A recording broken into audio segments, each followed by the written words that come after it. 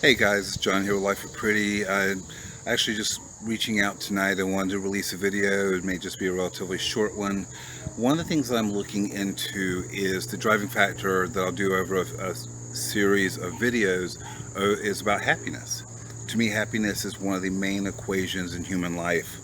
So we go out every day, we try to get through school, or we try to make a dollar to support the family, or we try to make a dollar for those new pair of Nikes. Obviously, it costs way more than a dollar. We try to do all these things, and the question is, what really matters in the grand scheme of it? Does it really matter so much if I have a pair of Nikes or if I have the nicest house or the newest car? We sat there driving down the road today, and a Ferrari came roaring by, and it was coming the opposite direction. He wasn't flying down the road or anything, but you could hear the clear sound of that engine roaring. It was a beautiful car. Don't get me wrong. I don't, disparage anyone just because they have money and can buy things that I can't buy. But that's something that I'll actually cover later. Is that's one of the biggest drivers right there for general unhappiness. Is we tend to compare ourselves to others and what they have.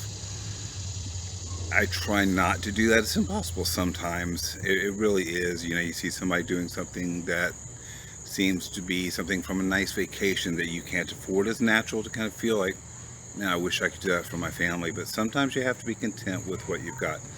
So the first part that I want to touch base with you on is actually the statement of desire. What is it that you desire out of life?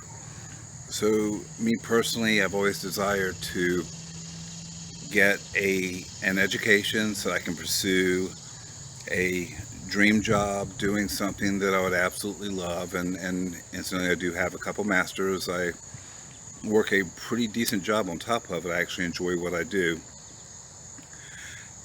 What I figured out though is over the course of time, as that's evolved, I've made more and more money, and I'm still not rich by any stretch of the imagination. It hasn't always made me happy. One of the things is, even where I am now, with what I make, a few months ago, they gave me a raise.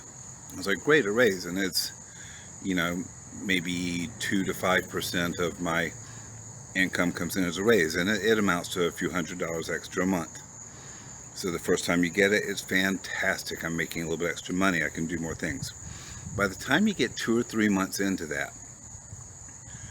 desired increase in money is something I've now incorporated. It doesn't hold the same value to me as it originally did. Money, although important, isn't really a driving factor for happiness. And it's one of those things that, okay, my happiness has been satiated there. What's next on my list to make me happy again? If that's my sole drive to be happy, I'm never going to be happy because there's always going to be something else. I'll always use what I've got, and then I'll find something else I need to buy or need to do or want to do. So that's just something that you might want to really think about. It's something that really has mattered a lot to me in the past, is being able to provide good vacations, provide good clothes for the kids for school, and things that every parent and every human being deals with, things that get marketed to us day in and day out. Let's face facts, no matter where you turn, somebody's marketing something to you. If you go on the web, check out a website for something, the next thing you know, every website you go to has that particular item being displayed as an ad somewhere. And it's an actual marketing tool that they use. It's perfectly normal. You can clear your browser cache out to get rid of that, but most people don't bother. They just kind of ignore it and keep moving. And of course, the company's hope is this thing that you really didn't need, that you just happen to check out, all of a sudden you're going to circle back and say, oh, there it is for the 17th time. Let me take another look at it and maybe I'll buy it. Great. So you go out and buy it, you get it, and it's fantastic, it's new, it's novel, just like the raise that you might have gotten. And then after a few weeks, you're kind of bored with it. It's new. It's not new anymore. It's just part of the same mix. What's next? And they want to market you to look at something else, buy something different, and invest your money somewhere else. So everything from clothes to cars to pretty much you name it, even mattresses. It doesn't really matter what it is. There's a market out there for it. Somebody's going to market it to you. My wife and I have a decent SUV. I look at it from this standpoint. It has four wheels. It goes. It's within the last 5 years. It's just at the 50,000 mile mark. Even if I had the resources right now, would I be any better off buying a more high-end, bells and whistles, sportier SUV with extremely low miles? And the simple answer is no. What I have gets me from point A to point B just fine. And that's one of the things I'm learning to live with, is just being content with what I've got and be grateful for what I've got. I know I talk a lot about gratefulness in videos, and that's because gratefulness is such an important component of what we do and what should be part of our routine world. So often the reason that we're not happy is we're not grateful enough for what we've got. And a lot of times when it comes to desires, we're not grateful because we think that the grass is going to be greener up the road when we do something, instead of just being satisfied and happy and proud that we've achieved what we've achieved today. So one of the big things that I would advise you to do, if there's something you really desire, whether it is something like a car, or if it's something like a bigger house, maybe you're in an apartment and looking for a house and you think you desire something. Great, desire is a good thing. But ask yourself some questions before you go investing your money into it, especially when it's hard-earned money, you don't have a lot of disposable income, you're trying to make a wise choice. So ask yourself a simple question. I want to get a house. Why? Well, if you don't have a good answer to that, then maybe it's not the right time to be doing that. I need to get a new car. Why? Well, my old car's falling apart. Why? And if we keep asking that why question, we'll boil it down to the real issue of why we desire it. If the issue is, I just don't feel comfortable riding around in this beat up old car because people look at me funny, is it really a priority? Maybe or maybe not, and it might be to you. Is it the question of, I don't know how to do the repairs? Well, maybe it's something you can talk to somebody about and they can fix up what you've got before you invest 15, 20, 25,000 or up into a new vehicle. It's just one of those important things that we can do, just to ask that question of why and try to understand the desire and what it means to you. Not everything we desire is a necessity. So I know my son wants a pair of Nikes badly for his birthday.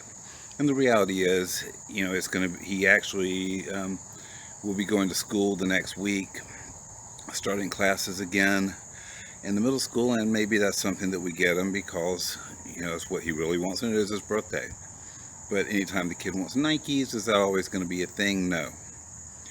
So let's try to just be realistic and just say, do the Nikes matter?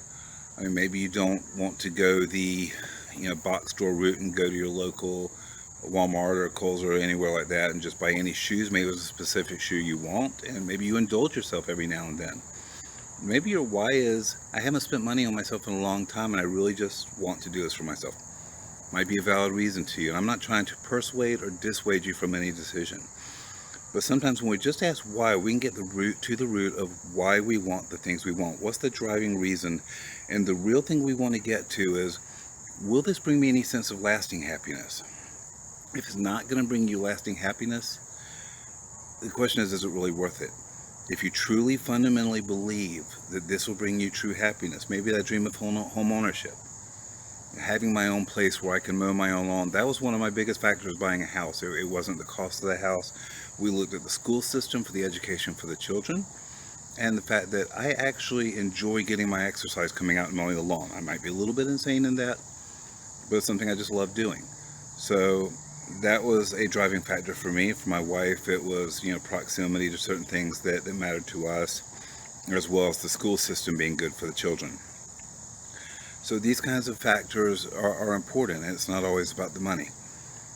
So just think about things before you do them. Try to figure out what's going to make you happy. Most times in life, the things that make us happy are not the tangible things. So every night when I see my wife after work, I'm happy because I'm back with the people I love, no matter where we are, no matter where we live, no matter what we're doing. She makes me happy. No job will ever do that. No function will ever do that. But people are what matter. So we get back and forth to one another, and that's where we find our joy.